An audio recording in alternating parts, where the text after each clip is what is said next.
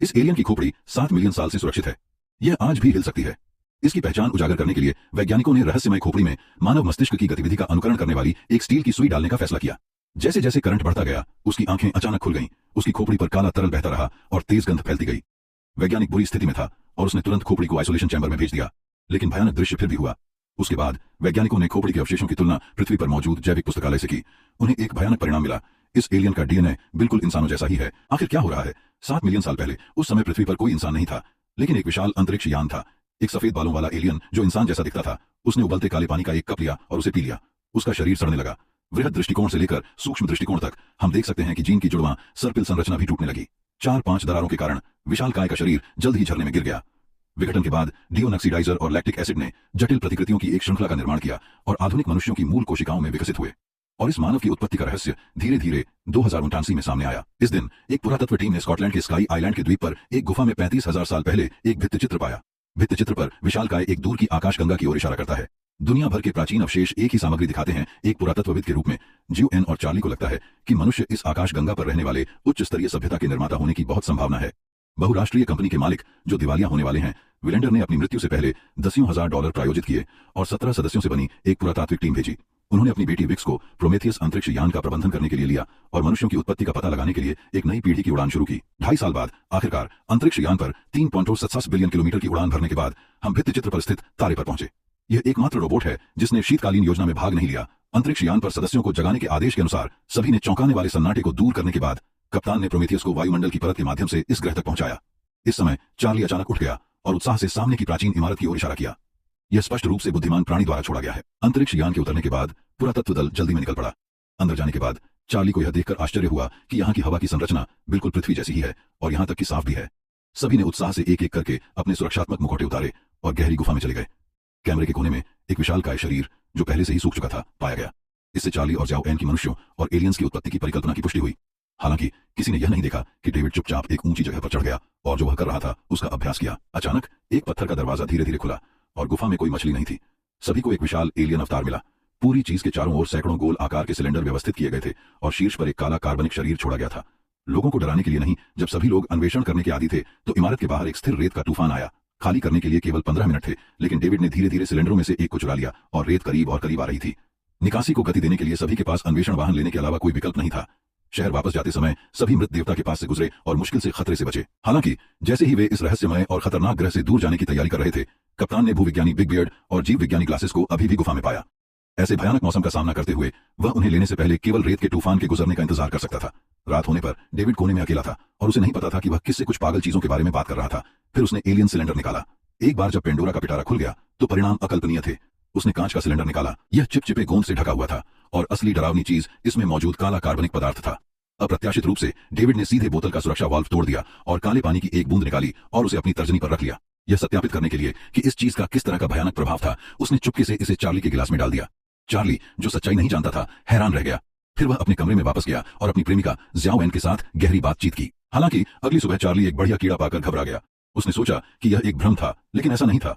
वह पुरातत्व टीम के साथ उन 2 साथियों की तलाश में गया था जो कल रात वापस नहीं आए थे और ये दोनों लोग बड़ी मुसीबत में थे। वे गलती से काले डिब्बों से भरी गुफा में चले गए। जमीन काले पानी से ढकी हुई थी। अचानक काले पानी के कुंड में कुछ आगे की ओर बढ़ रहा था। जब वह अपने सिर से बाहर आया तो वह एक सफेद रेंगने वाला जीव था जो सांप जैसा दिख रहा था।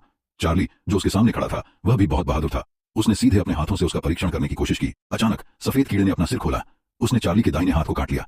जितना वह संघर्ष करता, राक्षस उतना ही तंग होता और उसने अचानक चार्ली का हाथ तोड़ दिया। उसके बगल में बड़ी दाढ़ी मदद करना चाहती थी।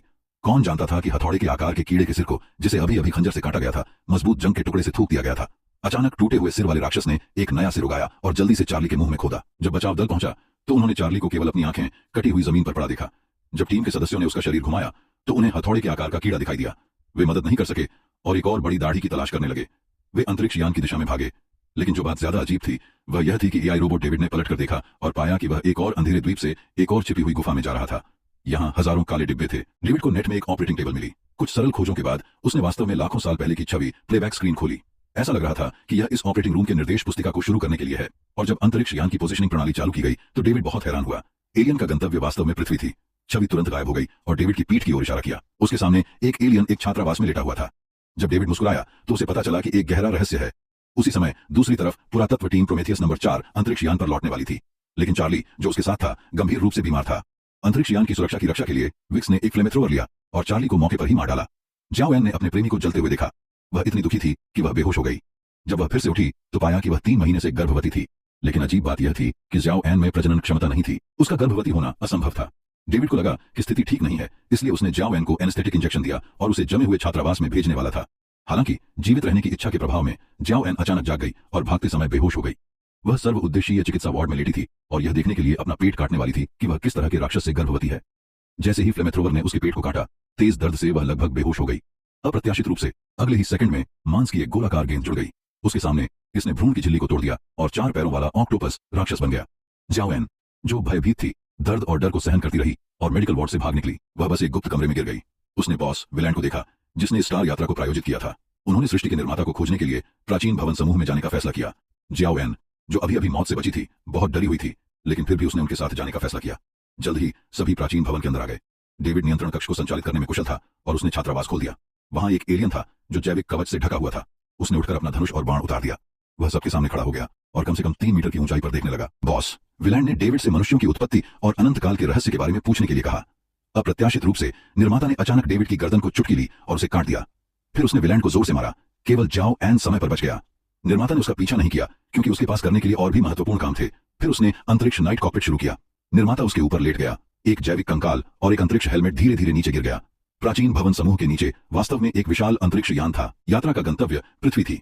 जाओ एन ने जल्दी से प्रोमेथियस नंबर 4 के कप्तान को बताया कि एक बार जब विदेशी अंतरिक्ष यान काले पानी के साथ पृथ्वी पर आ जाएगा तो यह नष्ट हो जाएगा। मानव जाति को जारी रखने के लिए कप्तान ने प्रोमेथियस नंबर 4 को चलाने और सीधे उस पर हमला करने का फैसला किया। ये शब्द सुनकर विलन तुरंत पलटा और इमरजेंसी एस्केप पॉड में छिप गया। एंटी पार्टिकल एक्सीलेटर के चालू होने के साथ ही प्रोमेथियस नंबर 4 ने एलियन स्पेसशिप को टक्कर मार दी, लेकिन एक चमकदार रोशनी के साथ एलियन स्पेसशिप तेजी से क्रैश हो गया। विक्स, जो मस्ती देख रहा था, उसे उम्मीद नहीं थी कि वह स्पेसशिप से कुचल कर मर जाएगा, लेकिन जो एन किस्मत वाला था कि बच गया। उसे मुख्य किरदार किसने बनाया? विलन के घर में अब ऑक्सीजन बहुत कम है। मौत से बचकर भागा जियो एन जल्दी से एस्केप पॉड में छिप गया। उसे उम्मीद नहीं थी कि उसके पेट से निकाला गया 4 पैरों वाला ऑक्टोपस एक विशालकाय राक्षस में बदल गया है। इस समय दूसरी तरफ डेविड ने जियो एन को चेतावनी दी कि निर्माता उस ओर बढ़ रहा है। आवाज की आवाज कमजोर होने के कारण वह दौड़ा। जियो एन, जिसने समय रहते प्रतिक्रिया की, ने प्रयोग पॉड के दरवाजे का स्विच दबाया। उसने केवल ऑक्टोपस को निर्माता से चिपके हुए देखा और उसे लपेट लिया आखिरी सांस तक। जाओ एन, जो सोचता था कि वह बच गया है, ने डेविड से सीखा कि इस ग्रह पर हर प्राचीन इमारत के नीचे एक अंतरिक्ष यान है। डेविड पहले से ही ड्राइविंग विधि में महारत हासिल कर चुका था। फिर दोनों एक साथ यहां से भाग निकले, लेकिन वे पृथ्वी पर नहीं उड़े। वे निर्माता की मां के तारे पर उड़ गए। जाओ एन, जिसने हार नहीं मानी, वह यह पता लगाना चाहता था कि इन एलियंस ने इंसानों को क्यों बनाया, लेकिन उसे इंसानों को नष्ट करने के लिए काला पानी बनाना पड़ा। यहां से the legend of the 7 deadly since का दूसरा एपिसोड शुरू होने वाला था। फिल्म के अंत में ऑक्टोपस राक्षस और निर्माता के शरीर के संयोजन के बाद एक नई प्रजाति पैदा हुई। यह legend of the 7 deadly since की प्रसिद्ध पहली पीढ़ी कैंडी है।